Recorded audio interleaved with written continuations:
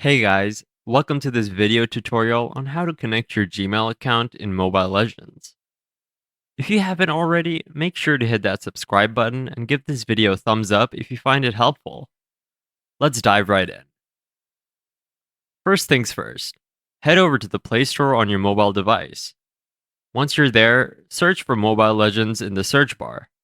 Locate the Mobile Legends app and hit that install button. Wait for the installation to complete, and once it's done, open the Mobile Legends app. Now that you're in the game, take a look at the top left corner of the screen. You'll see your profile picture. Click on it to open the drop down menu. In the profile menu, you'll find various options. Look for Accounts and click on it. This is where we'll be linking your Gmail account.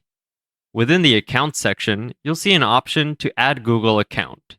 Click on that to initiate the process of connecting your Gmail account to Mobile Legends.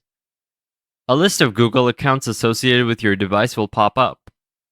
Choose the Gmail account you want to link to Mobile Legends. If you haven't added your Google account to your device yet, you might need to do that first.